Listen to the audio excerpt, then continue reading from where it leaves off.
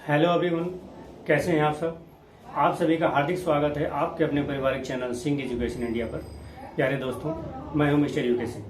आप सभी का हार्दिक अभिनंदन करता हूं, स्वागत करता हूं अपने इस वीडियो के माध्यम से। मेरे सभी भाई जो बिहार सिविल कोड का जिन्होंने फॉर्म भरा हुआ है और जिन्होंने खासकर हिंदी में जो है ना प्यून का एग्ज़ाम देने के लिए जो फॉर्म भरे हुए हैं, ये आप सभी के लिए बहुत ही महत्वपूर्ण वीडियो होने वाला है। क्योंकि हिंदी सिलेबस में क्या क्या आएगा प्यून एग्जाम में, वो सभी इस वीडियो में आप सभी को विस्तृत रूप से मैं जानकारी दे रहा हूँ। यहाँ आप सभी जो है ना बोर्ड पे ध्यानपूर्वक देखिए और इस बोर्ड को जो है ना पॉज करके, वीडियो को पॉज करके एक एक चीज़ को आप जो है ना नोट करके अपने रजिस्टर में लिख सकते हैं और उसके हिसाब से तैयारी कर सकते हैं। तो इसमें आपको जो बिहार सिविल कोड का प्यून का एग्जाम है, उसमें हिंदी का जो सिलेबस है प्यून एग्जाम में, वो 35 नंबर का आने वाला है।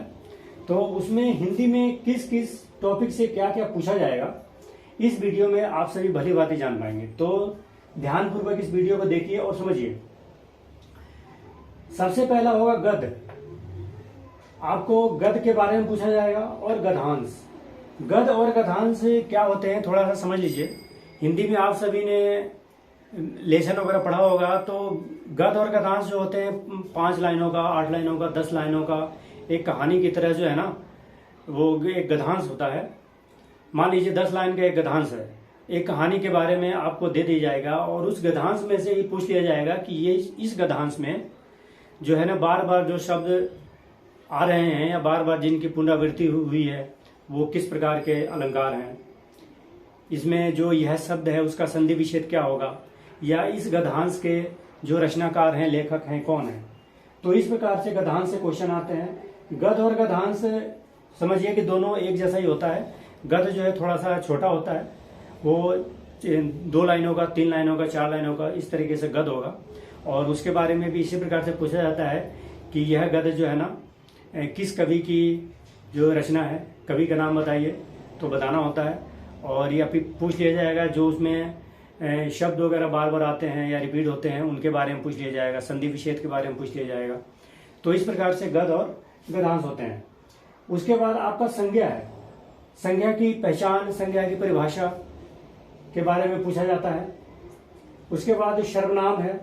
तो संज्ञा और सर्वनाम तो समझिए कि ये छोटी क्लास के जो है ना टॉपिक हैं, जो 6ठी 7वीं के हम विद्यार्थी थे जब पढ़ते थे, तो संज्ञा और सर्वनाम के बारे में उसी समय हमने रट लिया था कि ये संज्ञा होता है, ये संज्ञा की परिभाषा है और ये सर्वनाम है। तो संज्ञा और सर्वनाम के बारे में आपसे पूछ लिया जाएगा शब्दों को मिला के कि इसमें से कौन सा संज्ञा है, कौन सा सर्वनाम है टॉपिक पे। उसके बाद है अव्यय। अव्यय शब्द होते हैं कुछ, उसके बारे में आप सबको पढ़ना होगा, उसकी जानकारी होनी चाहिए। उसके बाद है प्रत्यय। अव्यय और प्रत्यय कुछ मिलते जुलते शब्द होते हैं, वो हिंदी व्याकरण में आप सबको जो है ना देख कर तैयारी करनी होगी। उसके बाद है संधि विच्छेद। संधि विच्छेद तो सभी जानते हैं कि जो 2 शब्दों का जो है ना मेल होता है, 2 शब्दों को मिलाकर जो है ना एक शब्द जो बनता है, तो वो संधि विच्छेद होता है। यानी कि हमें संधि विच्छेद करना आना चाहिए। उसके बाद होता है छंद, अलंकार। हिंदी ग्रामर में छंद और अलंकार की जो है ना एक विशेष भूमिका होती है, तो इसके बारे में भी आप सबको छंद और अलंकार की जानकारी होनी चाहिए। उसके बाद समानार्थक शब्द। समानार्थक शब्द का मतलब होता है कि उसके समान शब्द। समानार्थक शब्द को हम पर्यायवाची शब्द बोलते हैं। पर्यायवाची शब्द और समानार्थक शब्द दोनों एक जैसे होते हैं, तो इसके बारे में भी आप सबको तैयारी करनी होगी।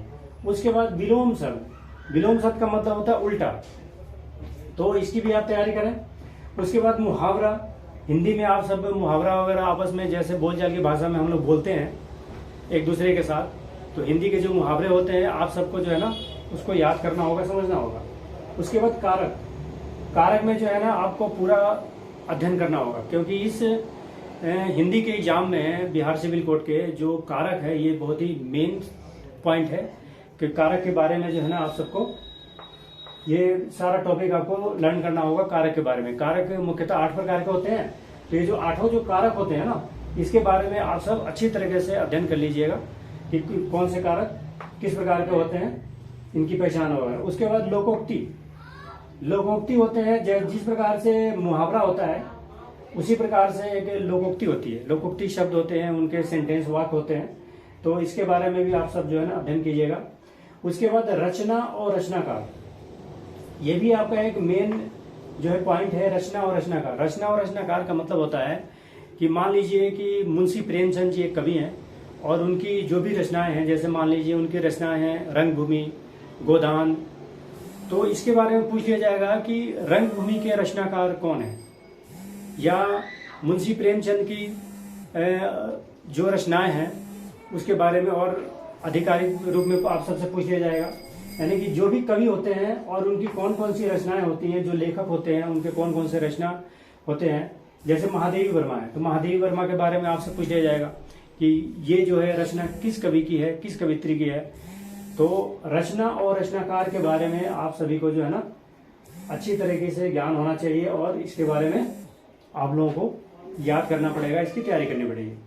तो प्यारे दोस्तों, आप सब समझ रहे हैं कि पीयून का जो आप सबका एग्जाम होगा वो हिंदी सिलेबस का होगा।